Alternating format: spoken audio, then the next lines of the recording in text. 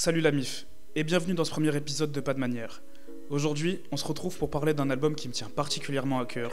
Aujourd'hui, on se retrouve pour parler de Julius tome 1 de SCH. C'est parti. Pour restituer le contexte, l'album est sorti le 19 octobre 2018 et il est le premier épisode de la trilogie Julius.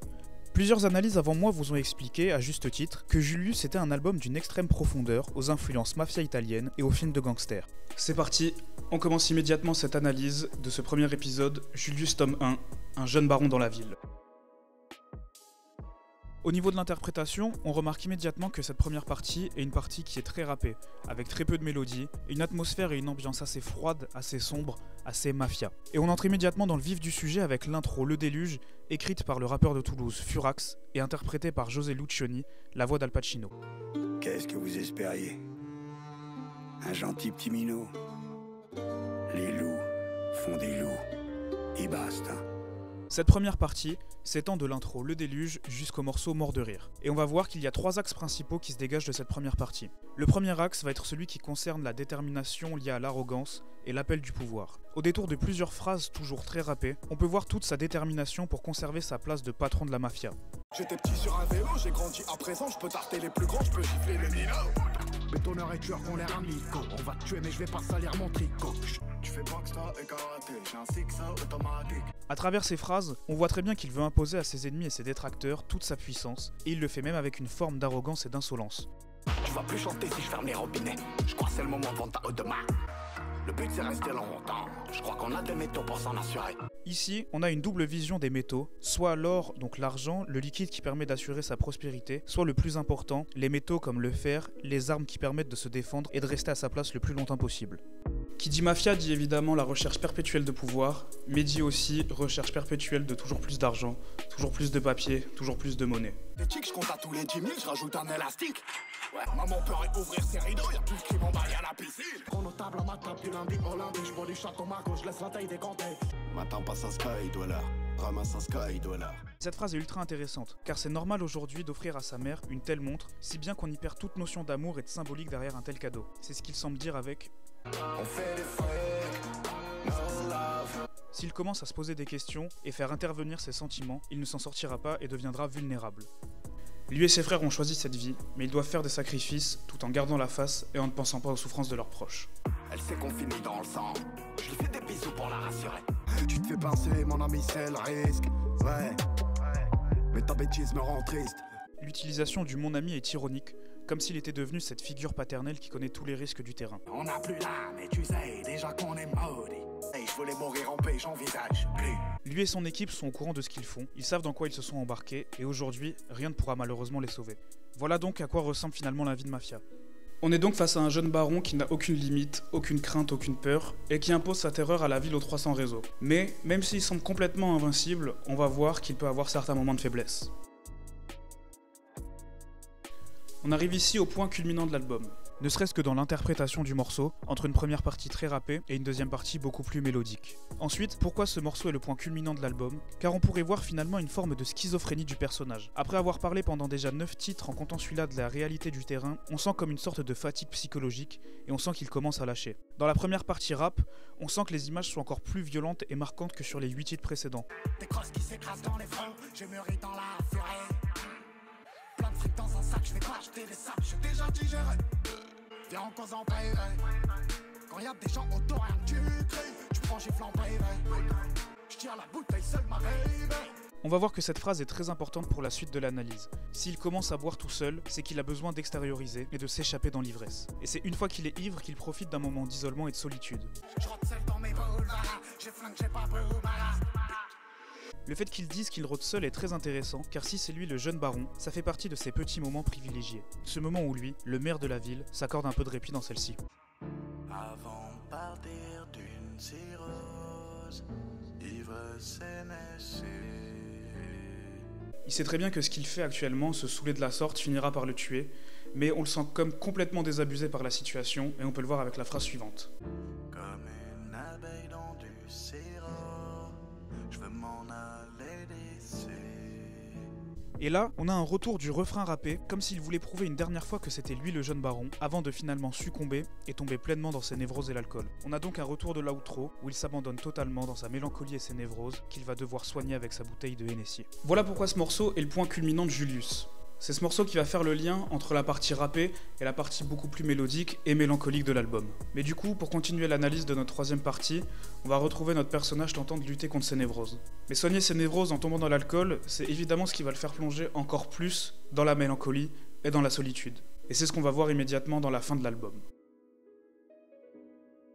Pour cette dernière partie, on va voir qu'en réalité, les 5 derniers morceaux sont 5 étapes, 5 émotions différentes que peut avoir notre personnage sous ivresse. Et tout ceci commence avec le morceau « Je t'en prie ». On arrive au premier moment de faiblesse assumé par notre personnage. C'est la première fois qu'il nous exprime ce genre de sentiment sur l'album.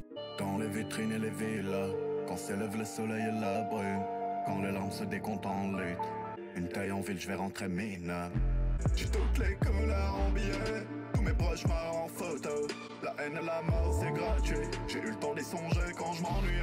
C'est dans ces moments de solitude où il boit pour oublier que ces images reviennent. Et elles reviennent de manière plus dure que d'habitude. Je rêvais de voiture, oui ma belle, je suis un enfant de Jessie qu'on m'y enterre. Voilà ce qu'était son objectif. Son rôle et son but de mafieux, ce n'était pas juste de faire de l'argent et sortir de la misère. C'était aussi essayer de bâtir un meilleur avenir pour lui, pour sa ville, pour ses gens. Voilà donc son état d'esprit. Complètement impuissant, complètement désabusé, prêt à partir. Et lui, quand il est impuissant et qu'il est sous alcool, il entre dans sa deuxième phase d'ivresse, la paranoïa.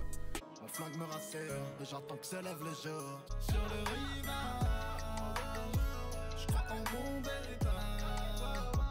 Le fait qu'il puisse encore avoir son Beretta, c'est un jour de plus à devoir tenir sa ville, à rester le jeune baron qu'il est. On arrive maintenant au moment où dans la nuit, dans cette ivresse, il retrouve un moment de vigueur, comme quand il est le jeune mafieux que tout le monde craint. Maman s'inquiète, mais maman t'inquiète pas, si je perds le tête, je vais revenir au AKK 47. On l'imagine du coup seul sur son banc, comme dans le clip de Le Code, en train de se souvenir qui il est réellement, et on sent qu'il essaye de se convaincre encore une fois qu'il n'a rien à craindre des autres.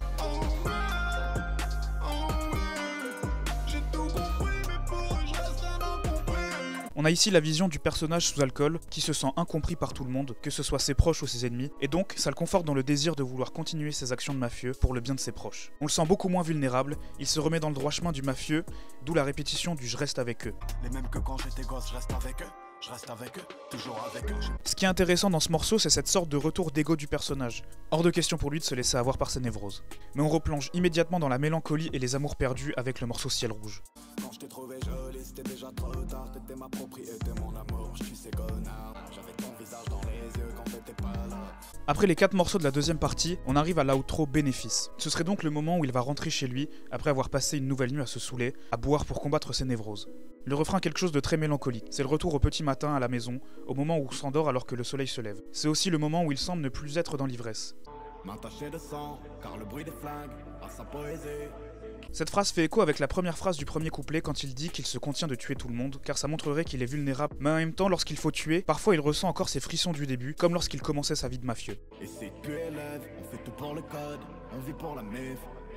Le premier couplet est une sorte de rappel à ses ennemis que c'est lui qui tient encore la ville aux 300 réseaux. Mais ces rappels sonnent comme une manière pour lui de se convaincre qu'il a encore le cran et la capacité pour faire ce qu'il fait. Et ce qui est très important aussi dans ce premier couplet, c'est qu'il y a énormément de on, de nous. Il reparle de ses refs et de lui, et on se rend compte qu'il a toujours besoin d'eux pour réussir. Je voulais juste me rendormir un peu quand mon réveil sonnait. Et c'est au petit matin, quand le soleil commence à se lever, qu'il va finalement s'endormir. Mais il n'a pas le temps de dormir à ce moment-là, car le charbon l'attend. La vie de mafia n'attend malheureusement pas qu'égoïstement il retourne se coucher. Et on a également la vision de l'endormissement pour fuir sa réalité, sauf que lui ne peut pas la fuir. À partir du moment où il a accepté cette vie, il ne peut rien y faire. Je voulais juste mettre à l'abri de maman, mais j'ai volé son sommeil. On a ici encore la métaphore de la nuit, du sommeil. Il se rend compte que tout ce qu'il a fait n'a absolument pas aidé sa mère et ne l'a jamais rassuré. Le deuxième couplet est de nouveau un moment où il se rend compte que cette vie-là ne lui a rien apporté sur le long terme, rien de véritablement bon à part l'argent. Et à la différence du premier couplet, on a une utilisation beaucoup plus prononcée du jeu, car c'est lui et sa solitude face à sa propre misère. Je pourrais m'enfuir, quitter la zone, mais la vérité c'est que je l'aime à mort. On se rend compte qu'aujourd'hui, il peut quitter cette ville, mais il ne le fera pour rien au monde. Il ne sera jamais mieux que dans cette vie-là, malgré tous les déboires qu'elle peut lui amener. Faire des choses auxquelles je tenais, mais je mentirais. Si je disais que je regrette rien, plus le temps d'en perdre pour rien. Alors qu'on pensait qu'il allait tout abandonner, tout lâcher et se rendormir et laisser son réveil sonner, on se rend compte que malgré tous les malheurs que cette vie de mafieux peut lui apporter, il ne lâchera absolument pas cette vie. Aujourd'hui, plus rien ne l'affecte. C'est donc un retour aux affaires. Il se met au lit le temps d'un sommeil flash, et lorsque le réveil sonne, il reprend sa vie de jeune baron. Concernant Julius tome 2, j'ai pas réellement d'avis sur ce à quoi m'attendre. Moi je pense que le tome 2, ça sera quelques années plus tard. On sera avec notre personnage un peu plus âgé, beaucoup plus mature, et qui se retrouve encore plus haut dans le système de la mafia. Et donc je pense qu'on va faire face à un personnage encore plus seul, encore plus triste, qui devra combattre encore plus de névrose parce que forcément il va attirer toujours plus d'envieux. Donc je pense qu'on peut s'attendre à un album encore plus sombre et froid que le premier. Mais voilà, après j'ai pas réellement d'avis personnel et je préfère ne pas en avoir. Donc voilà, je préfère me laisser surprendre et attendre un très très bel album. Voilà, c'est la fin du premier épisode de Pas de Manière. Merci à vous de l'avoir suivi et on se retrouve rapidement pour une prochaine vidéo. Ciao ciao.